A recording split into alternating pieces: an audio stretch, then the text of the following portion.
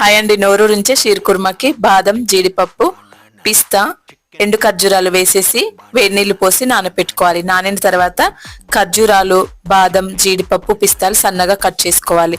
Pan లో నెయ్యి తీసుకొని సన్నగా కట్ చేసిన డ్రై ఫ్రూట్స్ అన్ని వేసేసి కిస్మిస్లు, చిరంజీని వేసి వేయించుకొని ప్లేట్లో తీసుకొని పక్కన పెట్టుకోవాలి.